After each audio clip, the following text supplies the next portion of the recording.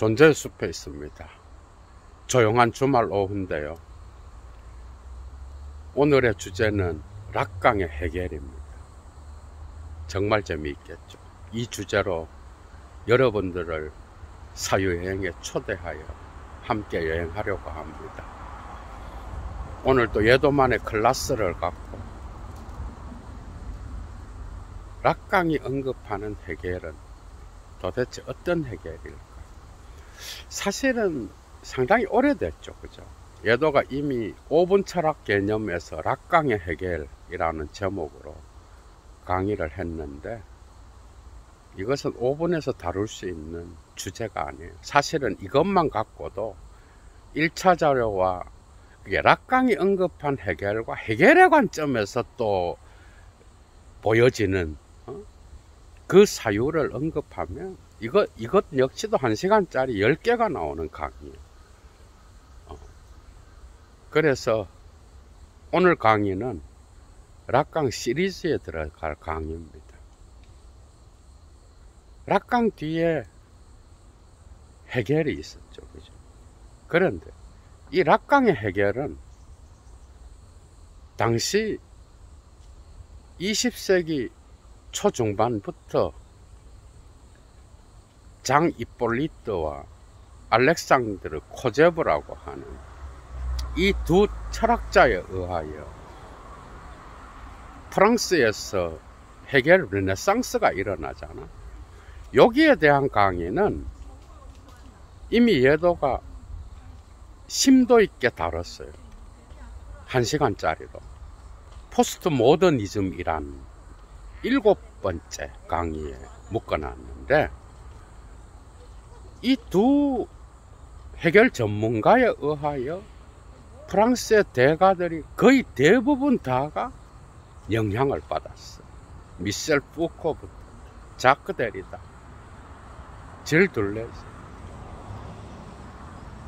포스트 모더니즘 철학자들이 해결의 철학을 이 이폴리트와 코제브로부터 배우게 됐는데, 그리고 또 1차 자료도 읽었겠죠, 당연히. 그죠? 이 두 사람이 락강이 해결을 언급하는데 영향을 줬어. 근데 물론 락강은 그걸 그대로 앵무새처럼 받아들였겠어? 아니죠, 당연히. 자신만의 정신분석학적 사유 안에 녹여서 이 해결을 언급하게 되는데요. 여기에서 이제 천착하여 지제까지 나가야 돼. 오늘날 활동하고 있는 슬라보의 지적이 통찰을 얻어서 해결과 락강을 연결하여 마르크스와 또 다양한 사고를 통합하여 사회를 비판하고 있죠, 오늘. 그런데 락강의 해결보다는 지적의 해결이 훨씬 더 넓어요. 이건 확실합니다. 그 이유가 있어요.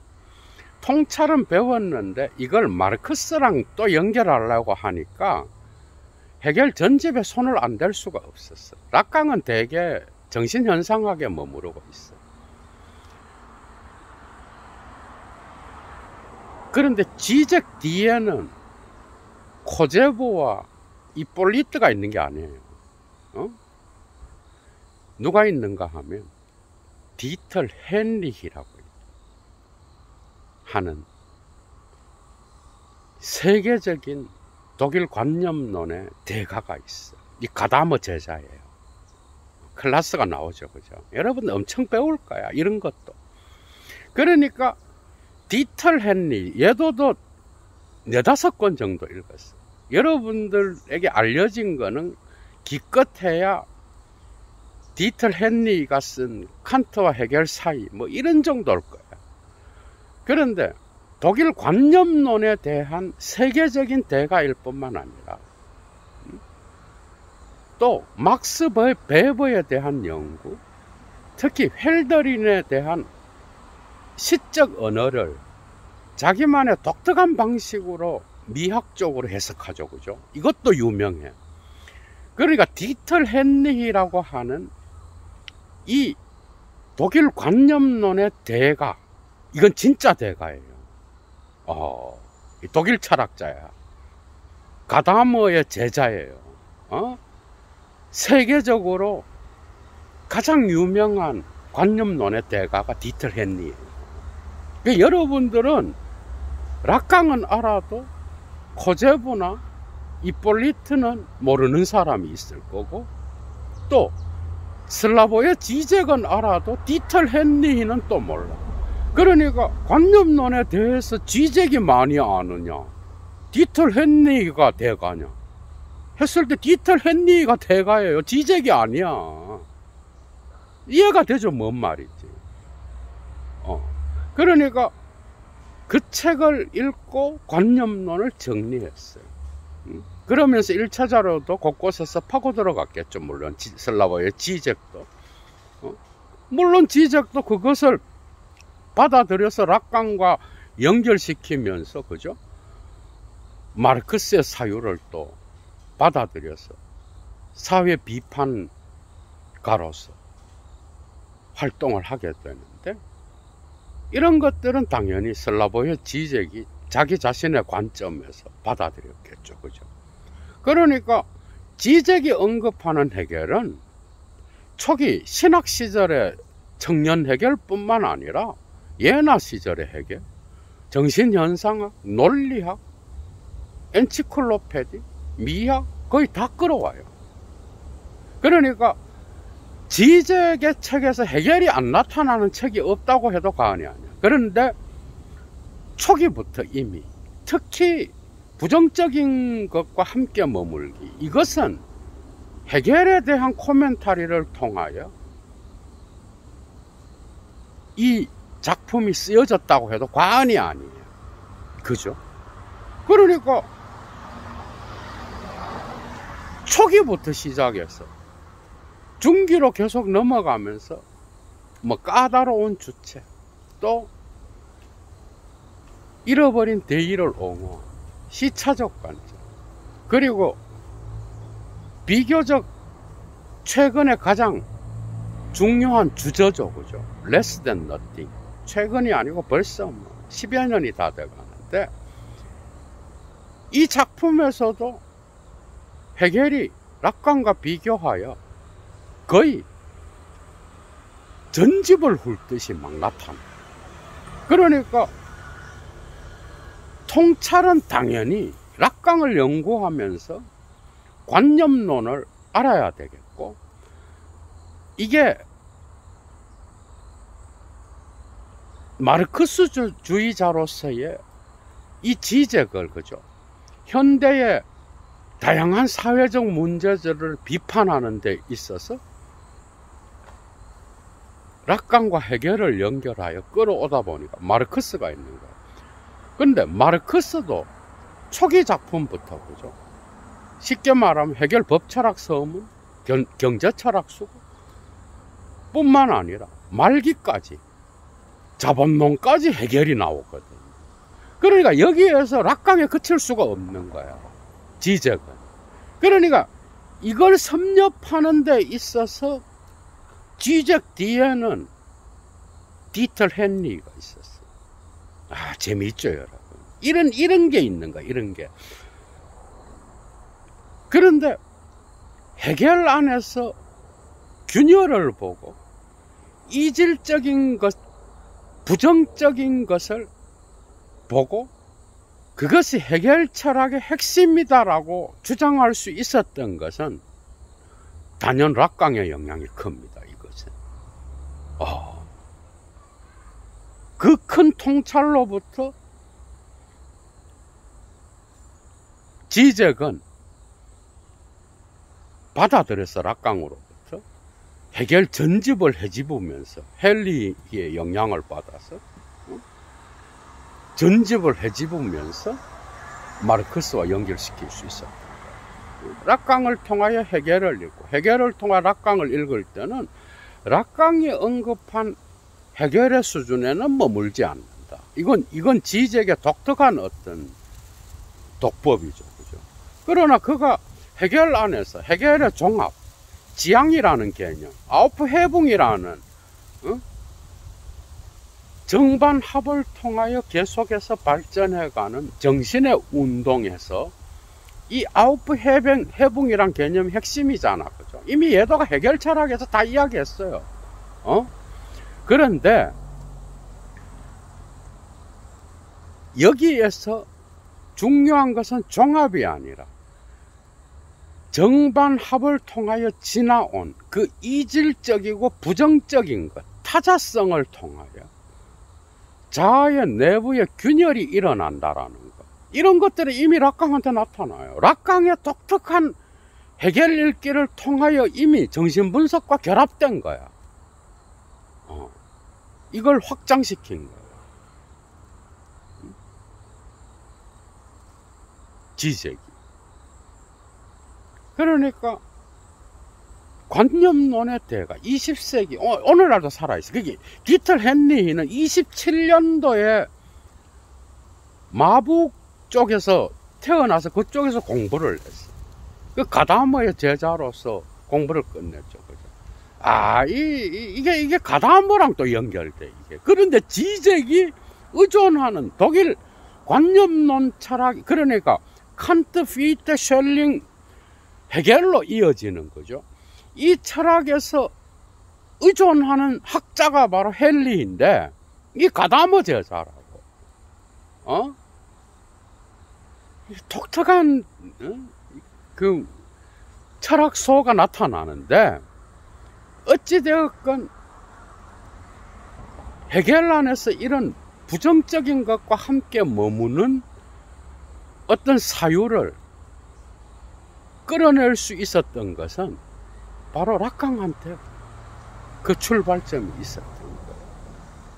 재미있죠, 여러분. 그죠? 이런 강의가 5분 안에 어떻게 끝날 수 있겠어? 그리고 포스트 모더니즘이란 무엇인가도 5분 철학에도 있고, 재생 목록에 가면 포스트 모더니즘이란 물음표, 이 제목에 강의를 따로 묻거나, 그게 대부분이 5분 철학 개념 듣고 그게 단지 알아. 처음 온 사람들은. 아니요. 재생 목록에 가면 포스트 모더니즘이란 무엇인가인데, 무엇인가는 기니까 빼버리고 이란하고 느낌표가 아니라 물음표로 끝나는 제목이 있어. 거기에 50분에서 1시간짜리 강의가 10개가 모여 있어요. 그런데 그런 것들은 모르고 그냥 5분 듣고, 포스트 모더니즘이 이런 거다 이러면서, 어떤 사람은 그거 듣고 이게 다예요 이래. 재생 목록 보지도 않아. 참조하셔요, 여러분. 그럼 락강의 해결은 누군가? 조금 더 이제 점점 깊이 들어갑니다. 사실은 락강은 무의식을 타자와 연결시키죠. 그리고 이 과정에서 해결을 갖고 오게 되는데, 이 타자성에 대하여 기가 막히게 존재론적으로 자아의 환상을 드러낸, 쉽게 말하면 상징계의 결여와 구멍이 난 그러한 균열, 이게 타자성이죠. 이것을 통하여 상상계의 자아의 환상, 그러니까 환상을 통하여 끊임없이 자기 동일시를 수행하는 이 자아의 변증법적 운동, 균열을 내는 이 두 가지의 어떤 싸움을 정신현상만큼 탁월하게 보여주는 게 없다라고 본 거예요.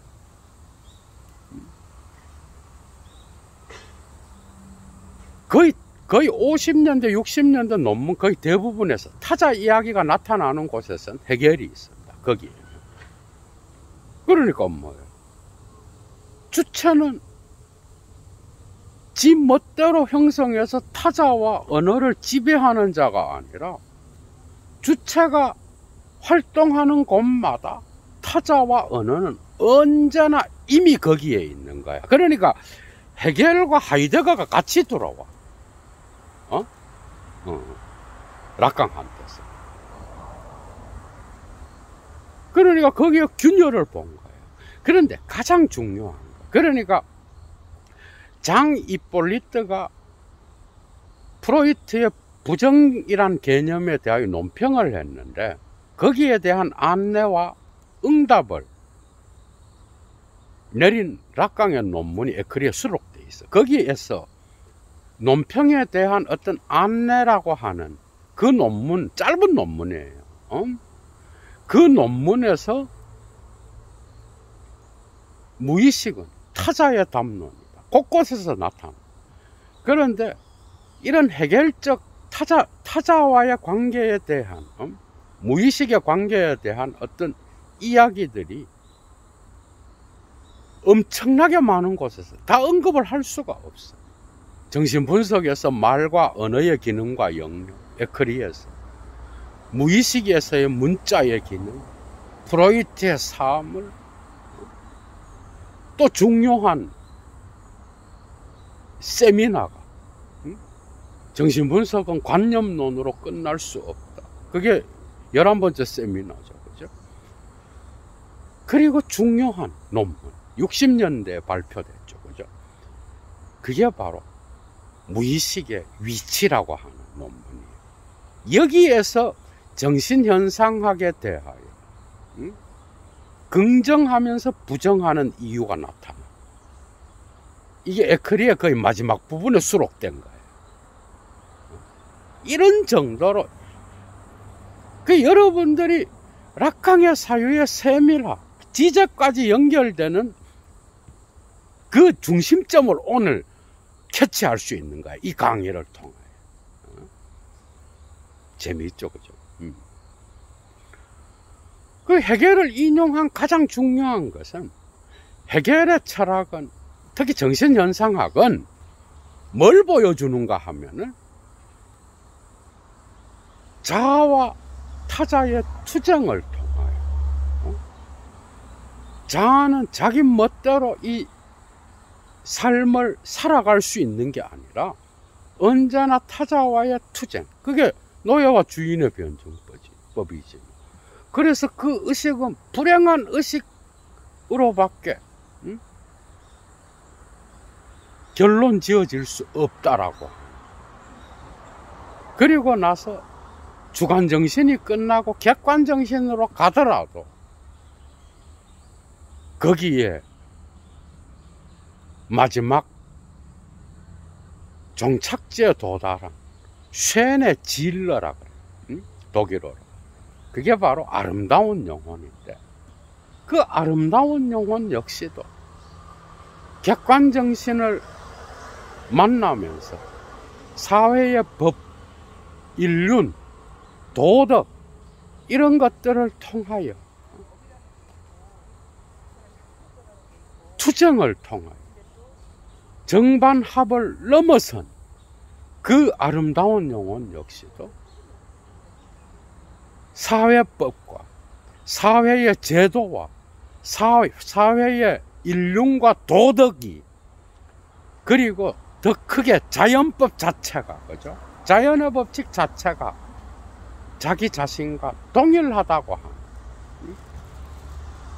자아도취와 착각 속에 머물러 있는 그 정신의 어떤 운동이라고 하는 것. 마지막에 가게 되면 절대지에 도달하는데 락강은 당연히 이걸 부정하죠. 그죠?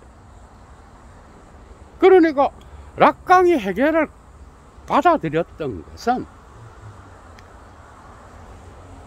자아는 언제나 타자와의 투쟁을 통하여 삶을 영위해 나가고 역사의 변증법적 운동에 참여한다라는 것.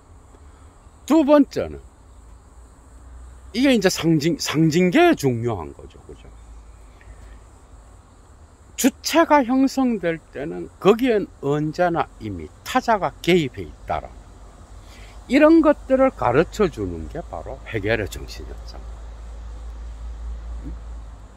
그런데 중요한 거는, 그런데 해겔 역시도 이미 예도가 정신현상학 서문 강의에서도 이런 락강 지적과 연결하여 포스트 모던 담론과 연결하여 독일어 원문을 읽어가면서 23개나 했던 강의에서도 곳곳에서 이야기했어요. 이미.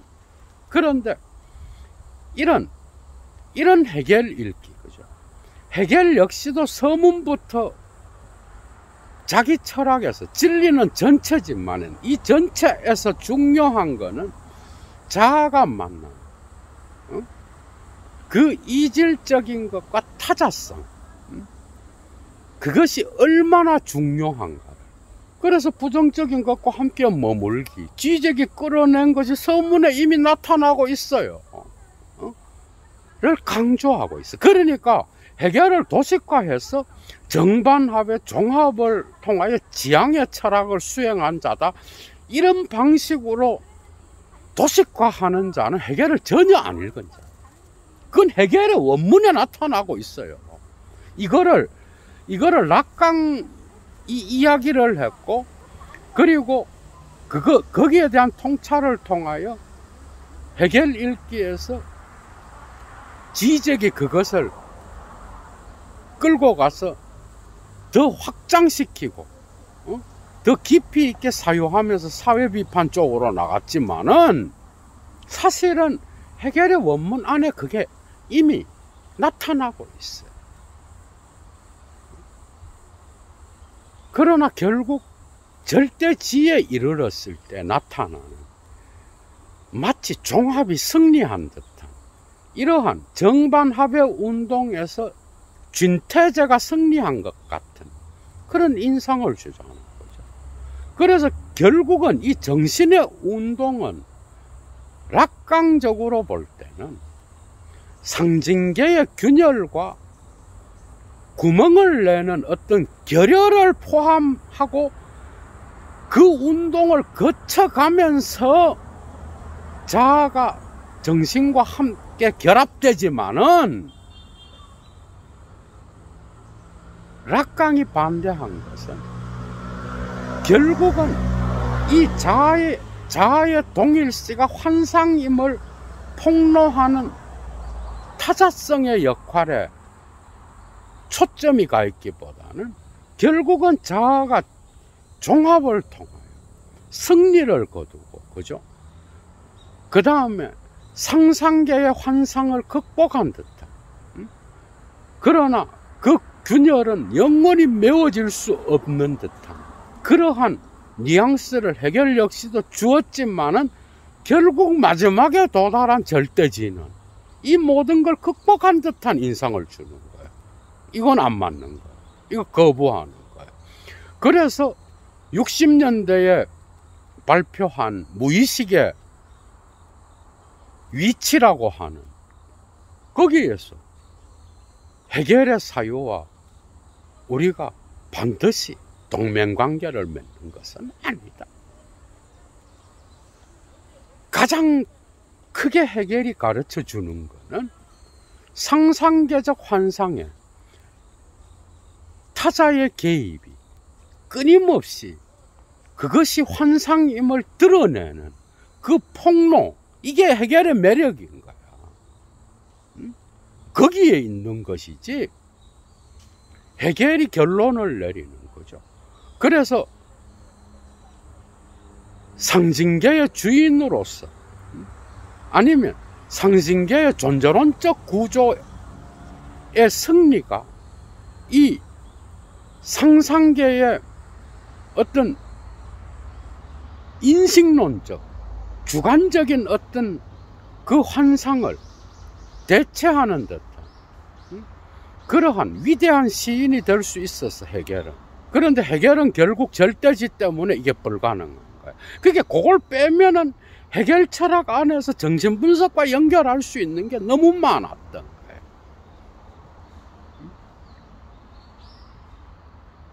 그러니까 타자는 무의식의 담론이다. 이걸 프로이트랑 연결하면 어떻게 돼? 우리가 아무리 성인이 되어서도 우리는 유년 시절에 그 우리의 대가리 속에 이미, 우리의 무의식 속에 이미 상처를 내고 있는 그 힘에 의하여 계속해서 지배받고, 그 다음에 억압된 사회에 의해서 이 초자아가 점점 자라나서 그것으로부터 계속해서 투쟁을 통하여 이 자아는 자기의 삶을 영위할 수밖에 없다라는 것. 이미 유년 시절의 무의식적 상처와 흔적이 이미 성인기에도 계속해서 보이지 않게 작동하고 있다라는 걸 프로이트 역시 보여줬잖아, 그죠? 그러니까 이 해겔과 연결시킬 수 있었던 거야. 그러니까 내 대가리에 이미 타자성이 들어있는 거야. 타자가 바깥에 있는 게 아니에요. 이미 우리 안에 들어있다니까. 그리고 이 타자성은 주체를 형성하고 언어와 더불어서 끊임없이 그 주체를 조정하며 주체의 균열을 내. 그래서 이 주체는 언제나 분열된 주체인 거예요. 그래서 이미 도둑맞은 편지에서 이게 이제 존재론 쪽으로 하이데거 영향을 받았죠. 그죠? 그러니까 도둑맞은 편지 초기의 세미나에서도 이미 에클이 거의 첫 부분에 나타나는 거기에서도 보여주려는 게 뭐예요? 주체는 언제나 기표에 의하여 제압당한다라는 걸 보여준 거 아니야. 그게 언어는 언제나 이미 주체를 형성하고 조정하는 어떤 상징계의 구조를 형성하는 그런 거야. 그러니까 상징계에서 그 구조의 구성물은 뭐야? 대타자와 타자들의 시선이, 그리고 그것과 더불어서 나타나는 게 바로 기표의 의미와 사설인 거야. 그러니까 언어와 타자가 주체를 형성하는 거야. 이게 무의식에 끈덕진 어떤 흔적인 거야, 이게. 그래서 우리 인간은 어느 누구건 자기의 욕망을 주체적으로 욕망하는 게 아니야. 쉽게 말하면 바깥에서 나의 욕망을 봐줄 사람이 있어야, 그죠? 나는 욕망하는 거야. 이미 얘도 강의를 했죠, 그죠? 자본주의와 연결하여 락강 시리즈 강의에서 오늘이 28번째 강의잖아. 그러니까 봐줄 사람이 있어야 돼. 우리는 누가 되었건 타자의 욕망을 욕망해. 그 욕망을 타자가 인정하지 않고 내 스스로 만들어낸 욕망도 있지만 깊이 생각해 보면 결국 봐줄 사람을 생각해. 내가 이런 자가용을 샀어. 봐줄 사람이 있죠, 그죠? 이런 옷을 입었어. 그 다음에 내 친구들은 이렇게 훌륭한 사람들이야. 인간은 근본적으로 다 관종이라는 거야. 그거는 어떤 정도의 차이가 있을 뿐인 거지, 근본적으로 인간은 그 타자와의 관계 안에서, 그죠? 관종으로 살아가는 거야. 여러분도, 얘도 다 어느 정도야. 관종이 없는 사람이 있겠어? 당연한 거죠. 그죠? 혼자 사는 세상이 아닌 이상. 그래서 이런 것들의 영향을 받은 거예요. 그러니까 상상계의 환상을 계속해서 타자성은 폭로하는 거예요. 그러니까 자아의 환상, 자아의 이상을 향하여 나아가는 그것은 언제나 너의 관점에서의 진리이겠지만은, 그러나 타자성이 볼 땐 환상인 거예요. 끊임없이 상상계를 뒤흔들어 놓고 거기에 개입하여, 그죠? 거기에 구멍을 내고 그 환상을 폭로하는 거예요. 그래서 해겔의 지향 개념은 뭐야? 종합의 개념은 뭐야? 그 안에 언제나 타자성을 제압한, 아니면 타자성을 자기 방식대로 소화한 그러한 동일시의 흔적, 환상의 흔적이 포함되어 있는 거야. 해겔 철학 안에서 이걸 끌어낸 거야. 응? 그러니까 얼마나 좋아. 그러니까 락강이 상징계에 진입하여, 그죠? 이 자아가 주체로 형성되잖아. 자아가 주체가 돼, 그죠? 에고가 시제가 된다고. 그러면서 나타나는 게 뭐야? 언어의 힘인 거야. 여기 하이데거가 개입되어 있어. 그러니까 주체가 타자와, 그게 여러분들이 타자라는 이 개념은 대타자가 있고 타자들이 있어, 그죠? 그런데 타자성이라는 개념도 있어. 그거는 타자와 주체의 개념보다 바깥에서 더 존재론적으로 큰 개념이야, 락강한테서는. 그러니까 타자성은 언제나 상징계의 구조를 형성하는 거야. 언어와 더불어서. 그게 상징계의 구조는 언어와 타자예요. 타자들이야. 여기에 들어와서 자기의 욕망에 맞추어서 타자와 관계를 맺고 상호 주체적 놀이를 해. 이쪽에서 보면 자아와 타자의 이 쌍은, 거죠? 자아가 타자가 될 수가 있고 타자가 자아가 될 수 있는 거. 이해가 되죠? 주체가 될 수 있는 거라고. 주체와 타자의 개념은 뒤집어진 어떤 동전의 양면과 같은 거잖아. 그래서 자기의 욕망을 뭘로 표현해? 언어로 표현하죠. 그 언어로 표현할 때마다 언제나 개입되는 흔적이 뭐야? 죽음의 흔적인 거야. 이게 존재론적 개념인 거야. 상징계에는 실제를 죽인 그러한 그림자가 언제나 있는 거죠. 그죠? 그래서 이러한 것들을 함께 해겔 철학은 보여주고 있어. 종합, 왜냐하면 해겔은 노예와 주인의 변증법을 통과하여 나타난 불행한 의식뿐만 아니라 객관정신을 통하여 나타난 어떤 아름다운 영혼 역시도 끊임없이 자기 도취에 빠진 나르시즘적인 자아인 거야. 그것은 거기에서도 절대지에 이르기 전까지는 언제나 균열을 보여주는 거야. 그 종합은. 왜? 거기에서는 그 이전의 단계에서 나타난 열등한 그 모습, 자아의 모습이, 타자성의 흔적이 그 단계마다 숨어 있고 그걸 비판하면서 다음 단계로 넘어가, 해겔은. 그리고 다음 단계에서도 그 전 단계의 어떤 열등한 것.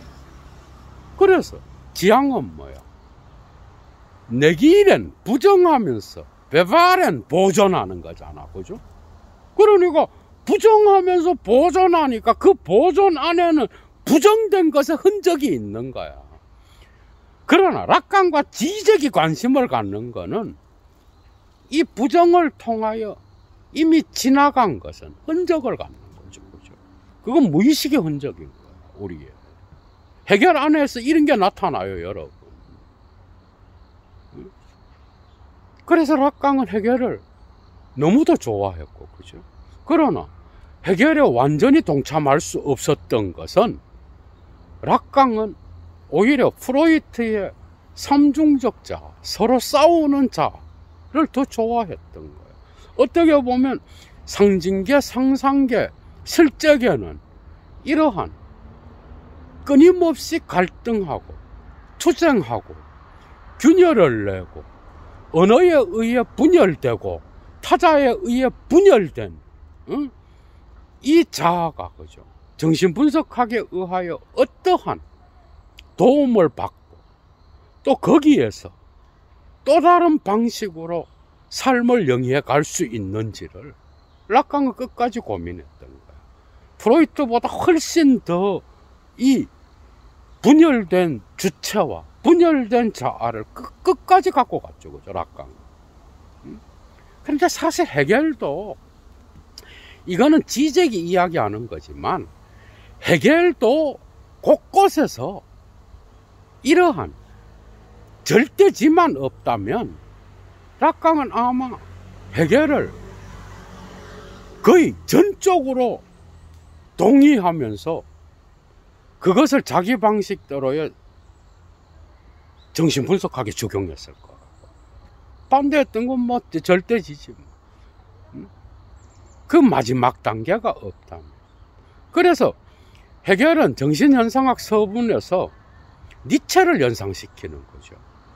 바쿠스 축제, 진리는 전체요. 결국 그 전체에 도달한 정신은 뭐야? 디오니소스의 바쿠스 축제를 연상시키는. 그래서 거기에는 타자도 없고 주체도 없는 거야. 술에 취한 상태에서, 그죠? 정신으로 주체와 타자가 하나 된, 그러한 축제를 연상시키잖아. 결국 바쿠스 축제의 마지막 종착지, 그게 서문에 이미 나타나고 있어. 그게 절대지의 어떤 상황이라고. 끌어오르는 어떤 정신의 잔, 충만한 잔, 그 잔을 결국은 헤겔은 종합으로 갖고 갔지만은 락강은 이 바쿠스 축제의 어떤 이 진리의 전체에 도달한 그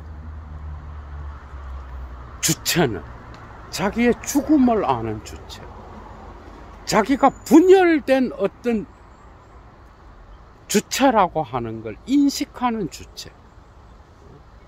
그래서 그 상처의 흔적은 영원히 지울 수 없다라는.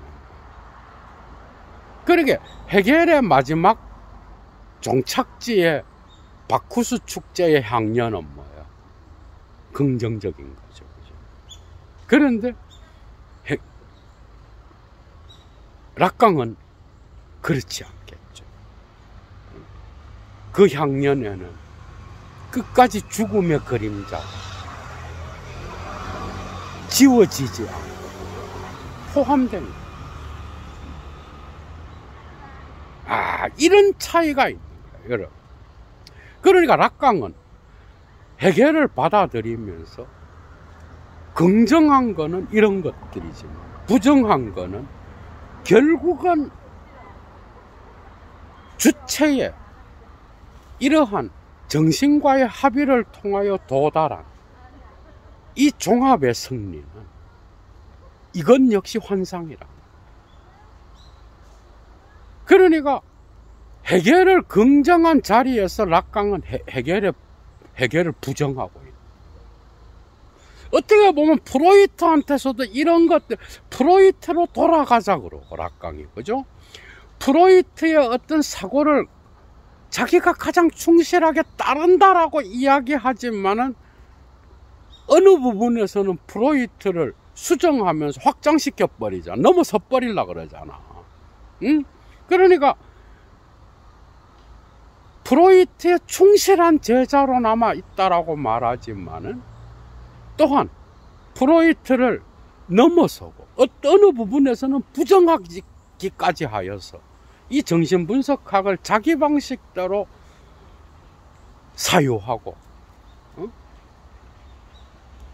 작가로서 작품들을 써냈지만 글쓰기를 통하여, 그죠? 이런 양가적인 모습은 헤겔한테서도 나타나.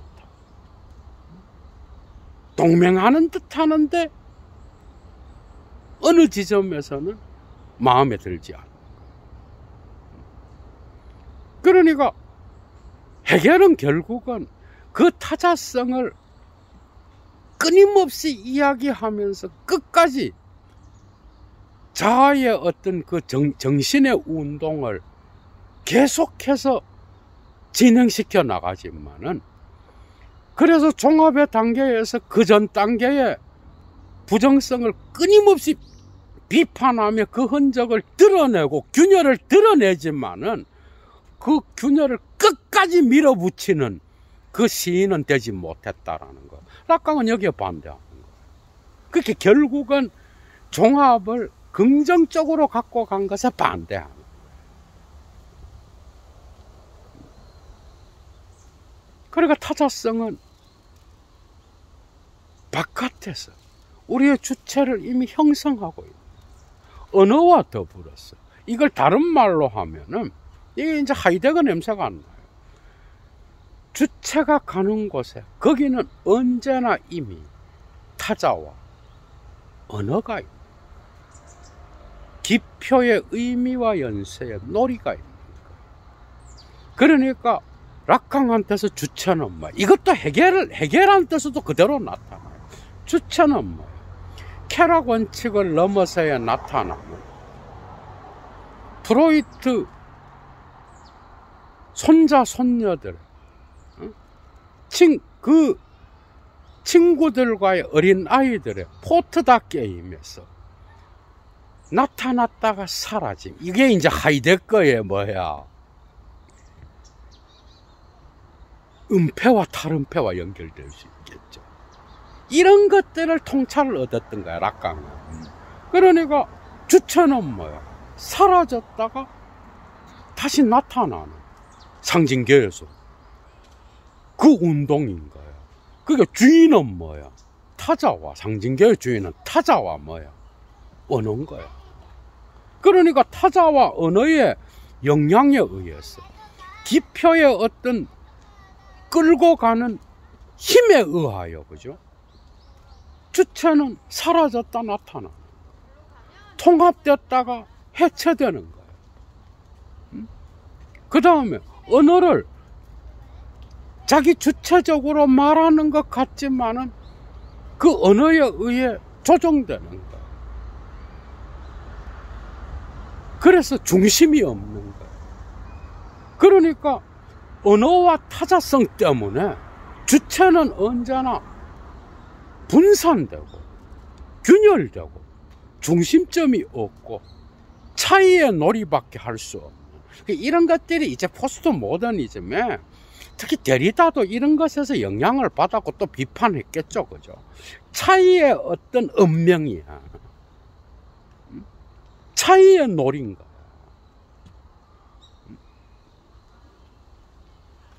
그래서 주체는 있다고 말해도 안 되고 없다고 말해도 안 돼.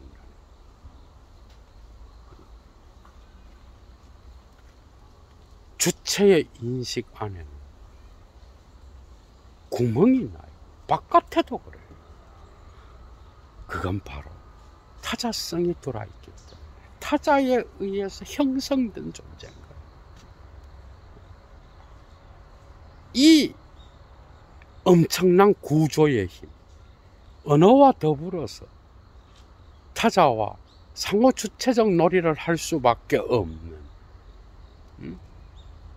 이 주체의 신세는 끝까지 분열된 주체로서 남을 수밖에 없다라고 하는 거예요.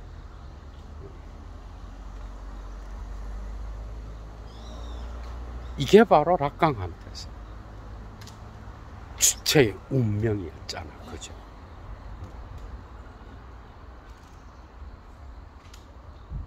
해결을 받아들인, 그래서 해결을 긍정하고 해결을 부정하는 그 자리에